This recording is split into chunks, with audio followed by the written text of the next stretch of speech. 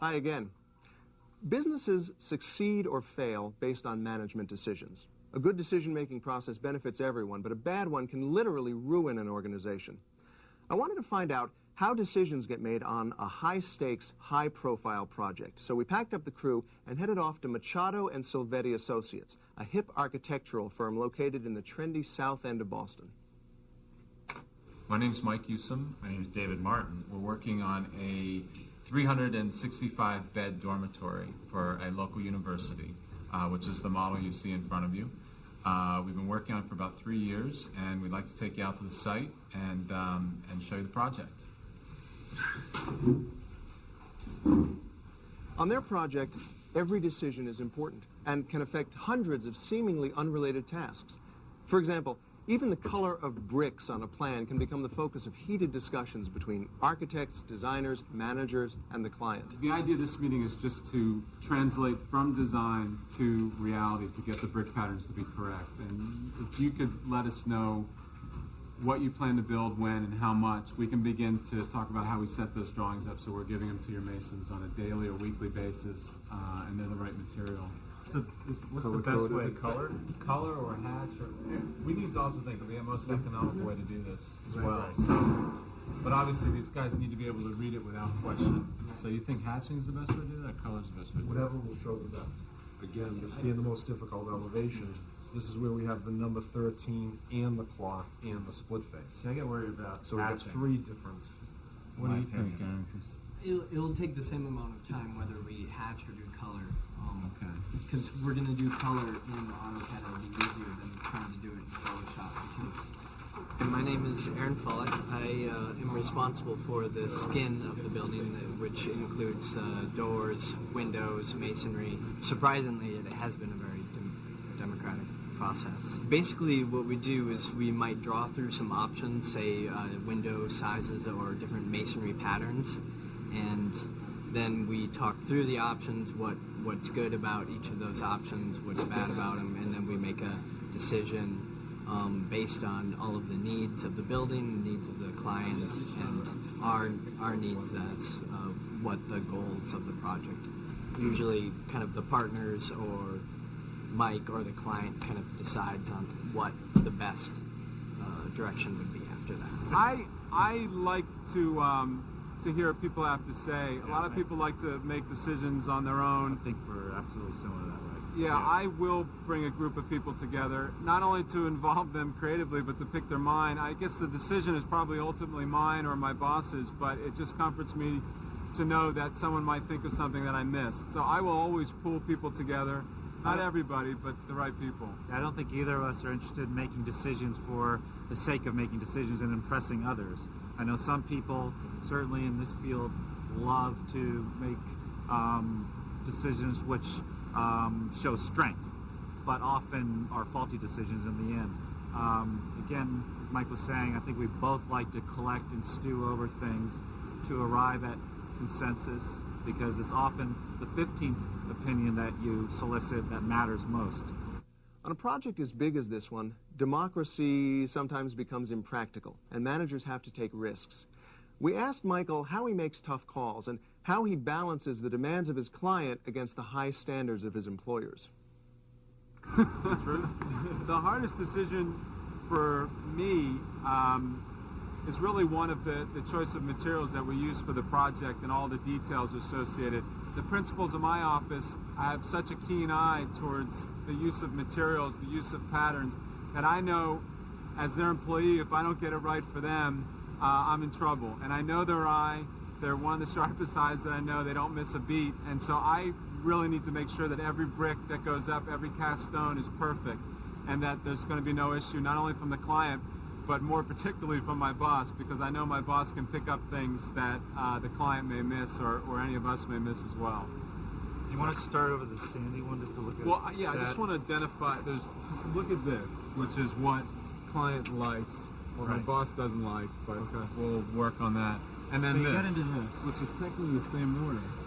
or this through here, Eric. Well, that was, again, we're looking at something that was washed less than a week ago. Yeah. And we got real heavy-duty rain. Yeah. You can see the side here is still kind of dark.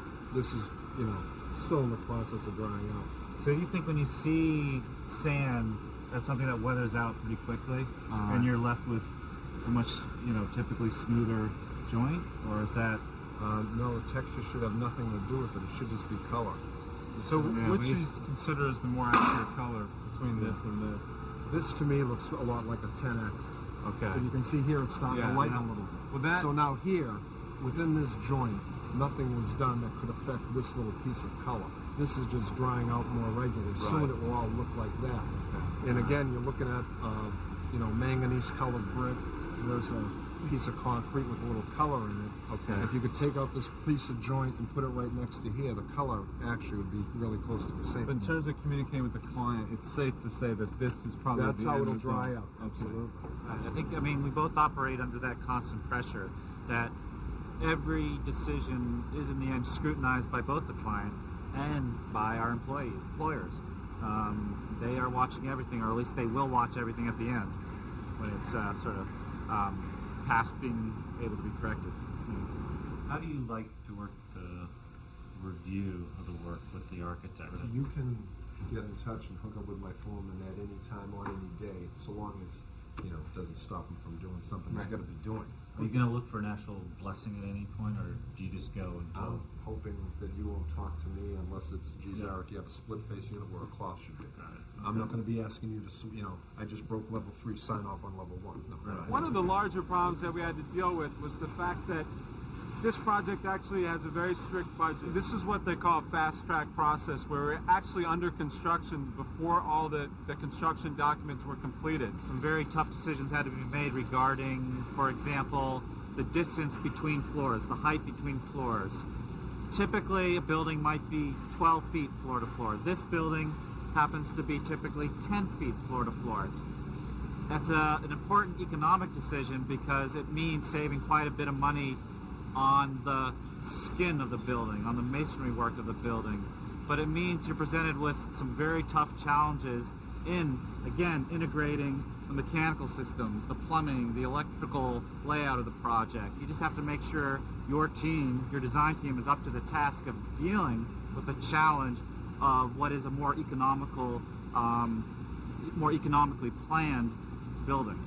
There was risk assumed because once the steel's up, obviously that's the building, you can't change that. And as we move forward, we have to make sure there's enough money to complete the project the way that we had in our overall vision, and that we don't fall that we're not short-sighted in that. A lot of the decisions have to be made right away. Maybe Michael and David aren't around, and a lot of times you just have to make the decision and hope it works out.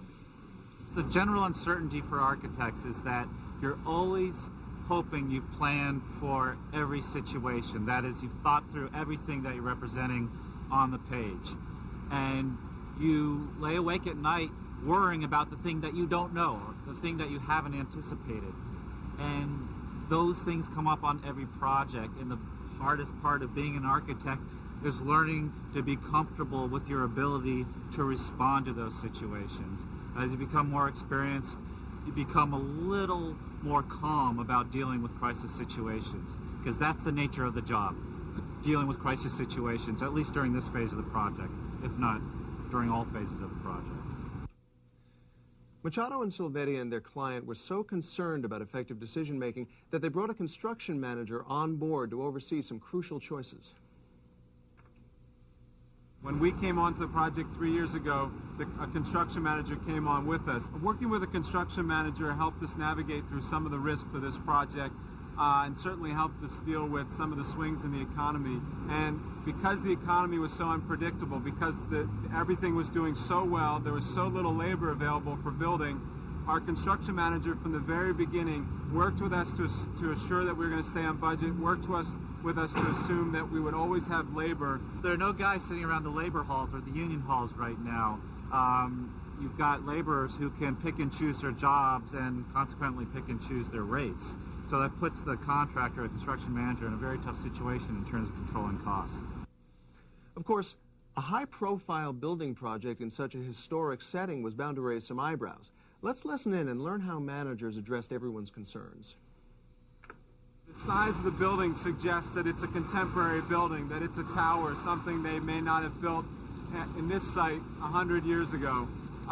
So we had to not only fit into a very contextual historic campus with long traditions, but also deal with the very contemporary form with not only the spanning bridge, but the tower that's not quite fully constructed. The question asked was, how do we interpret some of those historical details in a manner that is contemporary to us and that we're comfortable with as designers and that is appropriate to these forms, which obviously aren't historical forms. There's a lot of coalition building to get members of that community to work with the university, to work with the architect, to work with the state, historical organizations, environmental organizations. A lot of people came together to get the necessary approvals, to satisfy the necessary people, the citizens of the community, the citizens of the university, the user groups, to make the whole thing come together. The architect's responsibility was to bring everything together, make it visual, present it to everybody, and to convince everybody that their respective desires and wishes and needs are fulfilled. Did it work? It did ultimately, but like anything in Boston, it certainly was an interesting process. Our visit to Boston taught us that decision-making skills are critical for business success. In today's fast-changing world, decisions have to be made quickly, and managers have to keep themselves open to creativity and innovation. Machado and Silvetti showed us how a firm can make timely, well-thought-out, and cost-effective choices, but still remain true to their creative vision. This is Biz TV, and I'm Scott Winters. Oh, and I'm out of here.